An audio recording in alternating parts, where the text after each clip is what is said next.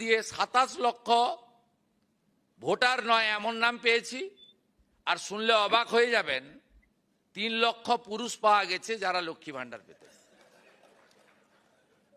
তার মধ্যে চিত্তবাবু আছেন, শুধু জঙ্গিপুর ব্লকেই 4,500 পুরুষ পাওয়া গেছে মুর্শিদাবাদে। কৃষ্ণনগর 2-এ একটা অঞ্চলে পাওয়া গেছে 273 জন। কি ভয়ঙ্কর দুর্নীতি!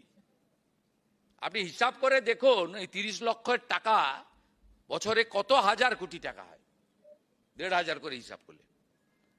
অতএব আমরা খুব স্বচ্ছতার সঙ্গে আমরা যা করছি, এর সুফল আগামী 50 বছর এই রাজ্যে সরকার পাবে। আমরা ডাটা ব্যাংক তৈরি করে নিচ্ছি।